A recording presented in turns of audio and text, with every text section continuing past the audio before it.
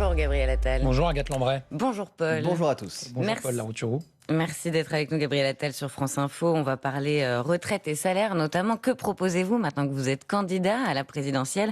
On parlera aussi de la campagne et de ce remake d'un fauteuil pour deux entre Édouard Philippe et vous. Mais d'abord le bilan du G7. Donald Trump est resté jusqu'au bout et a choisi le château de Versailles pour signer en plein dîner hier soir l'accord avec l'Iran. On l'écoute. C'est signé à Versailles, se félicite Donald Trump, galvanisé. En réalité, Gabriel Attal, est-ce que le président américain a perdu cette guerre et est-ce que c'était une guerre pour rien? D'abord, ce que montre cet accord et cette situation, c'est que une guerre sans plan et sans objectif clair ne mène à rien. Au moment du déclenchement de cette guerre, j'avais dit qu'une guerre pouvait se justifier que s'il y avait un plan clair, avec des objectifs clairs, et notamment, évidemment, la libération du peuple iranien et le désarmement du régime des Mollahs. On voit la situation aujourd'hui avec cet accord. Je pense qu'il faut être d'abord pragmatique. Vous savez, moi, la première chose que je regarde sur les questions internationales, c'est où sont les intérêts de la France. Et évidemment, le fait qu'il y ait un accord, le fait que le détroit d'Ormuz puisse être libéré, que la circulation puisse reprendre, c'est évidemment dans les intérêts de la France et notamment dans son intérêt économique. Ensuite, il faut être lucide, parce que plus on en apprend sur cet accord, plus il est mystérieux. Il y a des négociations sur le nucléaire qui sont renvoyées à plus tard. Dans 60 jours. À des mois de négociations. Et donc, évidemment... Un détroit d'Ormuz qui était déjà ouvert avant la guerre, on ne sait pas à quelles conditions il pourra rouvrir. Absolument. Le peuple iranien qui est oublié. Est-ce que c'est un fiasco? En tout cas, il faut que la France soit à l'initiative. D'abord, évidemment, avec les partenaires européens pour qu'on soit associés aux discussions qui auront lieu sur le nucléaire iranien notamment. On ne peut pas laisser les discussions se faire sans nous. On ne peut pas se retrouver dans une situation où il y a un risque, non pas seulement de revenir à la situation antérieure, mais peut-être de revenir à une situation pire que la situation antérieure. Ensuite, on doit être à l'initiative pour garantir la souveraineté de nos alliés dans la région. Et je pense évidemment au Liban. On a vu que l'aide budgétaire américaine est réduite en soutien au régime libanais. Il faut évidemment que la France aide le régime libanais à garantir sa souveraineté et sa sécurité. Et vous, ce matin, votre lecture, c'est une capitulation américaine, pour reprendre l'expression d'un expert sur France Info? Je viens de vous dire que pour l'instant, on ne sait pas tout de cet accord. Mystérieux. Il reste très mystérieux. Et surtout, on voit qu'une grande partie des éléments de cet accord sont en réalité encore à négocier. Donc c'est ça qu'il va falloir suivre. Maintenant, pour le dire de manière encore plus claire, évidemment que le fait qu'il puisse y avoir un accord, que la circulation puisse reprendre dans le détroit d'Ormuz, c'est une forme de soulagement. Mais encore une fois, soyons lucides. D'abord, on a vu le forme d'imprévisibilité qui pouvait exister avec les décisions américaines. Et on voit ensuite que cet accord, aujourd'hui, ne contient aucun des éléments essentiels pour rassurer et garantir Gabriel une forme de Attal, stabilité. Vous parlez de lucidité et vous rappeliez que quand cette guerre a été déclenchée début mars, on vous avait demandé si vous souteniez cette intervention américaine et vous aviez répondu que si sa finalité était de faire tomber le régime des Mollahs, alors oui, bien sûr, vous la souteniez. Est-ce qu'aujourd'hui, vous dites j'ai été un peu naïf? Pas du tout, puisque vous l'avez dit, j'ai donné des conditions très claires. Moi, j'ai toujours dit, de manière très claire, qu'une opération pouvait se justifier que si sa finalité était de faire tomber le régime des Mollahs, de libérer le peuple iranien et de désarmer... Mais à l'époque, on a pu comprendre que vous souteniez cette ambition, vous cet pouvez reprendre toutes mes déclarations sur le sujet. J'ai toujours été très prudent sur cette question-là. Même si c'est contraire au droit international ou même si on sait que les précédents n'ont pas montré de grands succès. J'ai rappelé à quel point le régime des Mollahs, et je le dis toujours, est contraire au droit international en ce qui menace la stabilité et la sécurité dans la région, l'existence d'un État libre et souverain et en ce qu'il tyrannise sa population. Vous appelez toujours à une coalition. Vous demandiez aussi la mise en place d'une coalition entre la France et l'Europe pour faire tomber ce régime et préparer l'après. Est-ce que c'est toujours d'actualité? En tout cas, je crois bien sûr qu'on doit maintenir des sanctions sur le régime iranien, peut-être même les renforcer, puisque la finalité, l'objectif, c'est évidemment que le peuple iranien puisse vivre libre. Et moi, évidemment qu'aujourd'hui... Mais pas forcément faire tomber le régime. Moi, aujourd'hui, j'ai évidemment une pensée pour le peuple iranien, qui est martyrisé, tyrannisé, réprimé dans le sang. Il y a eu des dizaines de milliers de morts il y a quelques mois, des jeunes qui manifestaient pour leur liberté. C'est évidemment à eux que je pense aujourd'hui. Donald Trump a été reçu en grande pompe au château de Versailles, donc à l'issue de ce sommet, dîner de gala, visite de la Galerie des Glaces. La gauche fustige la flatterie, l'obséquiosité du président. Est-ce qu'Emmanuel Macron a fait la cour à Donald Trump et est-ce qu'il a raison au vu des résultats de ce G7 selon lui? Moi, je crois que le président a raison. Parce que on doit parler à tout le monde. On doit le faire évidemment en étant lucide, même quand on a des désaccords. Mais évidemment que la France, sa responsabilité, c'est de pouvoir parler avec tout le monde. Et donc oui, de recevoir le président américain, y compris à Versailles. Maintenant, il faut le faire de manière très pragmatique et lucide. On a des désaccords. Vous avez vu notamment la dernière décision américaine qui restreint l'accès aux derniers modèles d'Anthropic aux non-américains. Évidemment que c'est important de le dire qu'on a des désaccords. Mais surtout, c'est important d'en tirer des conséquences en s'organisant pour renforcer notre puissance en Europe. On parle de ce projet qui n'est pas fini d'accord de paix signé sur la table à Versailles. Cette image fait le tour du monde, mais j'aimerais également vous poser une question sur une signature commune sur l'Ukraine. Les Européens ont accepté que le communiqué du G7 cite Donald Trump 3 fois et salue sa, je cite, conduite ferme sur l'Iran. Quand on lit ça, qui influence qui aujourd'hui? Est-ce que c'est Donald Trump ou est-ce que c'est les Européens? Vous savez, ce G7, c'était un peu pour moi le G7 de la dernière chance. Est-ce que ça a encore du sens de réunir les pays du G7 alors qu'on a des différences de vues majeures sur un certain nombre de sujets? Je me réjouis que dans cette déclaration commune et à l'issue de ce G7, il y ait une position commune avec les Américains sur la question ukrainienne et sur le soutien à l'Ukraine. Donc oui, ça a encore du sens pour vous. Et sur le renforcement des sanctions à l'encontre du régime du Kremlin et notamment des sanctions sur le pétrole russe. Donc on voit bien que ça a du sens. Par ailleurs, évidemment que moi, tous les formats dans lesquels la France est présente, je les soutiens. Aller affaiblir des formats, des réunions dans lesquelles la France a une place, je pense que ça ne serait pas rendre service à la France. On voit en l'occurrence que sur l'Ukraine, il y a eu cette déclaration. Convaincre le président américain de signer une déclaration dans laquelle il appelle au soutien de l'Ukraine et à des sanctions contre la Russie, c'est évidemment une bonne nouvelle pour l'Ukraine. Maintenant, est-ce que ce G7 règle les grands problèmes du monde? Évidemment que non. C'est un succès, dit Emmanuel Macron. Ce G7 est objectivement un succès. Est-ce que ce succès, vous le partagez, vous le constatez aussi? Est-ce que c'est à mettre au crédit du président pour qui c'était le dernier G7? D'abord, je viens de le dire, notamment sur la question ukrainienne, c'est un succès que de permettre un accord, en tout cas une signature qui engage les États-Unis dans le soutien à l'Ukraine, puisqu'on a vu les va-et-vient du président Trump et des États-Unis sur la question du soutien à l'Ukraine. J'étais 4 fois en Ukraine depuis 1 an et demi. J'ai rencontré le président Zelensky, des responsables militaires, diplomatiques, économiques, humanitaires. Je peux vous dire qu'ils ont besoin de soutien. On a vu par ailleurs que depuis 2 mois maintenant, ils arrivent à faire reculer la Russie, ce qui est quand même inédit et historique depuis le début de ce conflit. Donc on doit continuer et amplifier notre soutien. Vous évoquiez Anthropic bloqué par les Américains pour les étrangers. L'intelligence artificielle, la souveraineté technologique était censée être au cœur de ce G7. Sur France Info, ce matin, Pascal Gauthier, le PDG de Ledger, spécialisé dans les crypto-monnaies, a mis en garde contre les dangers de l'IA. On l'écoute. L'IA a vraiment accéléré en termes d'utiliser l'IA pour attaquer les gens, pour leur voler des choses. Si vous voulez, l'accélération était tellement forte que l'attaque est plus rapide que la défense qui doit maintenant se mettre en place. L'attaque est plus rapide que la défense. Est-ce que l'urgence, c'est de se protéger de l'IA, Gabriel Attal, et comment? Mais quoi qu'on fasse, l'IA sera là. Les outils sont disponibles. Ils sont aujourd'hui essentiellement à la main des Américains et des Chinois. Donc l'urgence, c'est quoi? C'est de la maîtriser, l'IA. Et pour ça, évidemment qu'on doit être à l'initiative en France et en Europe. Et c'est possible.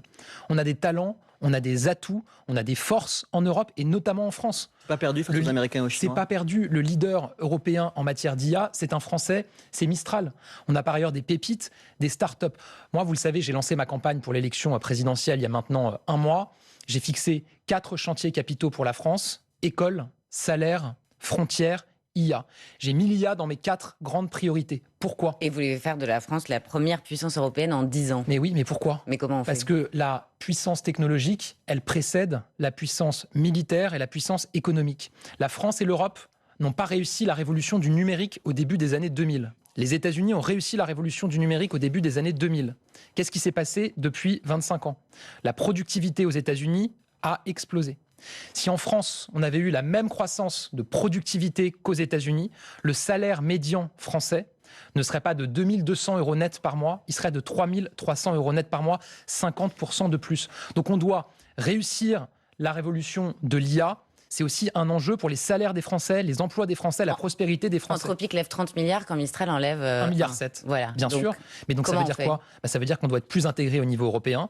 Ça veut dire qu'on doit soutenir l'économie de l'IA. Comment on fait? Avec évidemment un plan de soutien public, avec des fonds publics pour accompagner nos entreprises. Vous savez, Mistral, qui est aujourd'hui déjà un quasi-géant du numérique et de l'IA, a été soutenu par 100 millions d'euros investis par la BPI, donc par la France. C'est très faible par rapport aux autres géants de l'IA. Donc il faut faire de la commande publique, il faut y arriver. Et ensuite, il faut évidemment le soutenir avec des financements privés. Faciliter la possibilité pour les entreprises de diffuser l'IA et d'adopter l'IA dans leur entreprise, développer la capitalisation pour notre système de retraite pour que des capitaux soient disponibles en plus grand nombre pour accompagner nos startups. Aujourd'hui, l'IA, c'est quoi ? C'est des géants américains essentiellement, qui ont des puces américaines avec l'entreprise Nvidia, et qui font flamber le prix des puces, d'ailleurs. Qui sont produites par un géant taïwanais, TSMC, dont les machines sont faites par un géant néerlandais, ASML. Il faut que sur un ou plusieurs éléments de cette chaîne, la France soit souveraine. C'est ça qui nous permettra d'avoir un rapport de force. On peut être souverain sur plusieurs de ces éléments, sur les géants avec Mistral, il y en a d'autres qui vont émerger en France, et on peut être souverain sur la question des puces avec des startups, je pense à Cyperl et d'autres, qui peuvent, dans les années qui viennent, si on les soutient, concurrencer Nvidia sur ce sujet. Sur ce sujet, 2 députés ont remis hier un rapport passionnant qui montre que plus de 85% des députés et leurs collaborateurs parlementaires utilisent désormais l'intelligence artificielle et 1 sur 2 le fait tous les jours. Vous-même, combien de fois vous utilisez ChatGPT et Mistral par jour et pourquoi faire ? J'utilise plusieurs fois par jour. Pourquoi faire ? J'utilise Vibe de Mistral, j'utilise ChatGPT de OpenAI, j'utilise Claude d'Anthropic. Pour faire de la comparaison internationale. C'est-à-dire quand je travaille ou que je réfléchis sur un projet. Par exemple, se dire on veut réorganiser l'hôpital en France pour que ça fonctionne mieux. Vous demandez à l'un de ces outils comment est-ce que les autres pays font en Europe. Vous demandez une comparaison. Là où ça vous prendrait, ou ça prendrait à vos collaborateurs des heures de recherche sur Internet, vous avez en quelques minutes une première comparaison et vous pouvez creuser ensuite. 2, j'utilise pour faire de la synthèse de réunions. Quand vous avez des réunions, vous discutez d'un certain nombre de choses, vous prenez des notes, vous prenez des décisions. En fait, vous envoyez ça sur Vibe ou sur Claude, mais vous avez la synthèse de la réunion. Justement, ce qui est intéressant dans ce rapport, c'est aussi qu'il y a un risque de fuite de données sensibles. Comment vous jaugez vous-même ? Est-ce que vous n'avez pas peur de mettre des données sensibles ? Est-ce que ce n'est pas un vrai problème, par exemple, pour votre groupe à l'Assemblée ? C'est là où il faut privilégier un acteur français. On a de la chance, on en a un avec Mistral, mais ça montre l'enjeu et la nécessité qu'on a en France d'être souverain. C'est aussi la question de souveraineté, c'est une question économique. C'est une question de sécurité pour nos données et c'est aussi une question d'emploi pour les Français. Moi, je vois beaucoup d'inquiétudes. Évidemment, je discute avec des Français, avec des parents qui me disent mon fils, ma fille est au lycée, étudiant en école de commerce. Est-ce que finalement l'IA va pas nous mettre dans une situation où ils pourront pas trouver d'emploi ? Le premier risque aujourd'hui, c'est pas d'être remplacé par une IA dans son travail, c'est d'être remplacé par quelqu'un qui maîtrise l'IA. Et donc la question de la formation de tous les Français à l'usage de l'IA, c'est pour moi une priorité. Dans mes propositions en matière d'IA, je propose que d'ici 2030, on organise un plan de formation pour 20 millions de salariés en France, que ça soit au cœur de ce qu'on apprend à l'école. Parce que évidemment, maintenant, les savoirs fondamentaux, c'est lire, écrire, compter, prompter. Priorité à l'IA, si on vous écoute bien, le plan du gouvernement, 655 millions d'euros annoncés pour l'intelligence artificielle, c'est pas à la hauteur des enjeux. Tout ce qui est annoncé pour l'IA va dans la bonne direction. Mais moi, je crois qu'on a surtout besoin d'un cap. Mon cap, il est clair. Je veux que dans 10 ans, la France soit affirmée de manière incontestable comme la première puissance européenne en matière d'IA, en capacité de rivaliser avec les États-Unis et la Chine. Vous aussi, vous avez un cap clair. Et vous nous direz dans un instant, Gabriel Attal, si vous utilisez l'intelligence artificielle pour peaufiner votre programme à la présidentielle, notamment sur les retraites. Mais pour l'instant, c'est le fil info. Il est 8h47 et c'est Marie-Marty Rossian. Le retour de la canicule en France, 26 départements sont en vigilance orange aujourd'hui avec des températures qui pourront monter jusqu'à 36 degrés à Paris, 37 à Châteauroux, encore 39 à Angoulême. 71 trains intercités sont supprimés jusqu'à lundi pour éviter les potentielles pannes de climatisation dans les rames, indique la SNCF. L'accord de paix entre les États-Unis et l'Iran signé finalement hier et à distance pour les présidents américains et iraniens. Washington s'engage à lever les sanctions américaines contre l'Iran. En échange, Téhéran confirme ne pas s'équiper de l'arme nucléaire. En réaction à cette signature, les prix du pétrole chutent de plus de 3% ce matin. C'est une étape majeure dans la lutte contre la fast fashion. Députés et sénateurs se sont mis d'accord hier en commission sur une version commune de cette proposition de loi qui prévoit de nombreux outils pour limiter l'expansion de l'ultra fast fashion. Cet accord ouvre la voie à l'adoption définitive du texte. Et puis les hommages du monde du football à Éric Roy, entraîneur de Brest, décédé des suites d'un cancer du pancréas. Le foot français perd un technicien très compétent et une personnalité très attachante, a réagi le sélectionneur des Bleus Didier Deschamps. France Info. Le 8-30 France Info. Agathe Lambray, Paul Larouturou. Avec Gabriel Attal, secrétaire général du parti Renaissance, vous êtes aussi candidat à la présidentielle et dans un instant, on va parler un peu de votre programme, mais d'abord un mot sur la chaleur. Oui, la météo, la France a très chaud. Hier, à votre place, il y avait le ministre de l'Éducation qui expliquait qu'il allait devoir suspendre certains examens tellement il fait chaud dans de très nombreuses classes de France. Vous avez été 10 ans au pouvoir. Est-ce que vous faites ce matin sur France Info votre autocritique en disant on n'a peut-être pas assez préparé le pays à ce niveau de chaleur? Aujourd'hui, les émissions de CO2 baissent plus qu'auparavant. Il y a des choses qui ont été faites pour réduire les émissions dans l'industrie, dans le secteur des mobilités. Et sur la question de l'adaptation, effectivement, on n'a pas été assez loin, assez vite. Quand j'étais ministre de l'Éducation nationale en 2023, j'ai lancé un plan d'adaptation pour nos établissements scolaires pour isoler thermiquement des écoles, des collèges et des lycées qui sont aujourd'hui des passoires thermiques. C'est des écoles, des collèges, des lycées où il fait très chaud l'été, très froid l'hiver. C'est terrible pour les enseignants, pour leurs conditions de travail et pour les élèves, pour leur capacité à apprendre. Mais c'est toujours le cas hier que ça appartient aux communes, aux départements et à la région. Et donc, il n'a pas le pouvoir de le faire. Eh ben, il y a un plan que j'avais lancé en tant que ministre de l'Éducation nationale, justement pour accompagner, avec la Banque des territoires, avec la mobilisation de beaucoup d'acteurs, accompagner les collectivités locales dans cette transformation et dans cette isolation thermique, ce qui est absolument essentiel, encore une fois aussi pour la qualité des apprentissages. On ne peut pas se dire qu'on veut élever le niveau à l'école si pendant une partie de l'année, les élèves et les profs ont très froid et pendant une autre partie de l'année, ils ont très chaud et qu'ils n'arrivent pas à apprendre dans de bonnes conditions. Donc évidemment que ça reste une priorité. Il y a deux choses en matière climatique, l'adaptation. On doit s'adapter parce que les températures vont continuer à monter.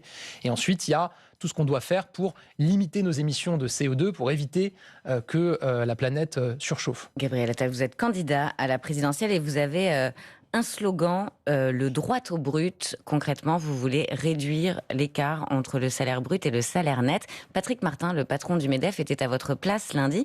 Et lui, il a une idée pour augmenter les salaires, faire en sorte que la protection sociale cesse de peser sur ces salaires. Et pour cela, il propose de baisser donc les cotisations salariales, patronales, et en contrepartie, une hausse de la TVA. C'est ce qu'on appelle la TVA sociale. On l'écoute. En définitive, ça générerait des augmentations de salaire, que ça générerait de la croissance, que ça générerait 260 000 emplois. On a un petit peu besoin de créer des emplois. On me dit TVA sociale, c'est antisocial. Oui. Il y a déjà 50 milliards d'euros de la protection sociale qui sont financés par la TVA. Est-ce que c'est ça la solution pour votre droit au brut, Gabriel Attal, pour trouver l'argent qui manque et augmenter les salaires, augmenter la TVA? D'abord, moi je veux que les salaires augmentent. Je vous ai dit tout à l'heure mes priorités, école, salaire, frontières, IA. Je vous ai dit à quel point l'investissement dans l'IA, dans l'innovation, est ce qui va permettre sur le long terme aux salaires d'augmenter. On a bien entendu, maintenant, mais est-ce que c'est une piste, oui, augmenter la TVA attendez, pour vous? J'y viens. Ensuite, pourquoi est-ce qu'aujourd'hui les Français qui travaillent vivent une situation où on leur demande toujours plus d'efforts à eux et pas aux autres? Et pourquoi est-ce que leur salaire n'augmente pas suffisamment? Parce que notre modèle de protection sociale, il est payé par ceux qui travaillent et il finance de plus en plus ceux qui ne travaillent pas. Parce qu'on vit plus longtemps et donc on doit protéger plus longtemps les personnes âgées, parce qu'il y a des personnes qui ne travaillent pas, qui sont au chômage. Et donc, ceux qui financent, c'est ceux qui travaillent, et donc ça leur coûte de plus en plus cher et leur salaire n'augmente pas. Donc, moi, mon objectif, c'est de rapprocher le net du brut, le fameux droit au brut. Et est-ce que l'augmentation de la TVA est une piste juste, oui ou non? Je vais vous dire, avant de se demander quelle taxe il faut augmenter, d'abord regardons quelles économies on peut faire pour alléger la facture, pour pouvoir baisser les charges. Non. Vous répondez plutôt non à cette question. Je dis que vous ne répondez pas à la question. Je vous réponds, mais je peux faire peut-être plus qu'une phrase pour vous répondre.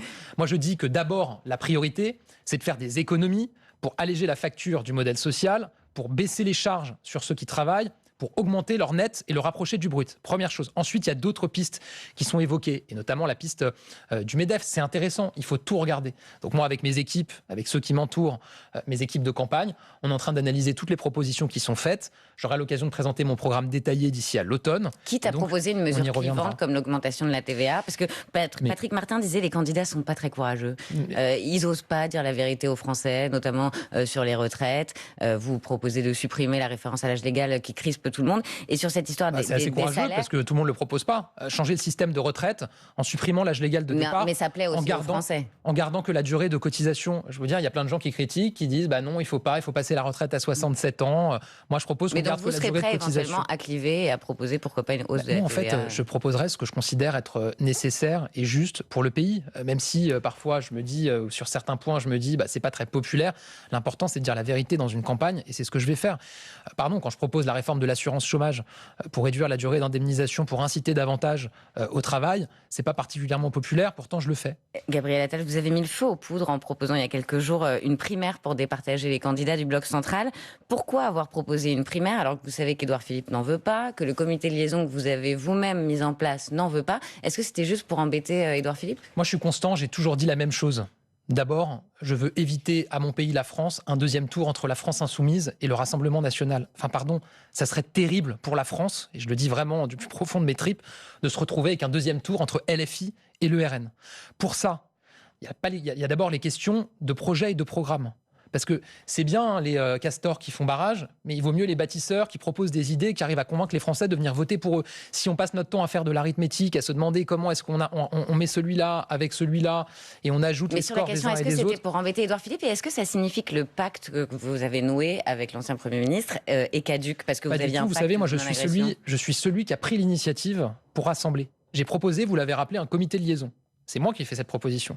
Donc nos partis se parlent. Il y a des représentants du parti d'Édouard Philippe, des représentants de mon parti qui se réunissent régulièrement pour regarder comment est-ce qu'on peut se rassembler. Pour l'instant, c'est mal parti entre vous, non, c'est interposé, ou vos entourages qui tapez dur l'un sur l'autre. Je ne dirais pas ça du tout, puisqu'il y a une convergence sur le fait que s'il y a un risque de deuxième tour LFI-RN, il faut qu'il y ait un rassemblement. Donc déjà, c'est bien qu'on se retrouve sur cet objectif-là.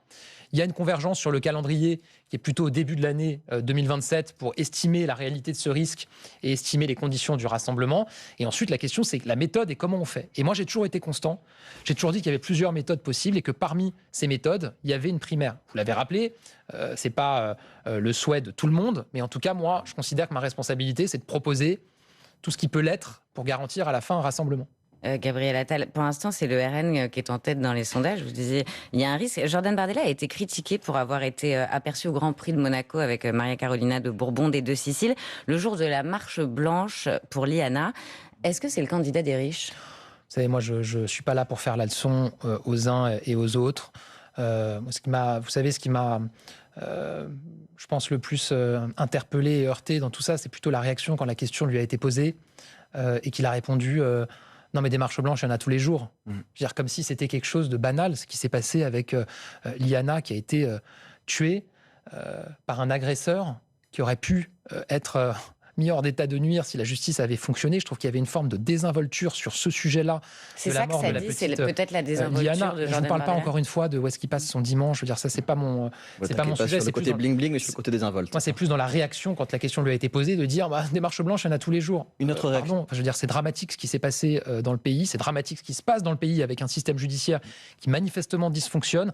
Des agressions sur des enfants. On parle de 160 000 enfants par an. Ça mérite quand même un peu plus de sérieux quand on en parle.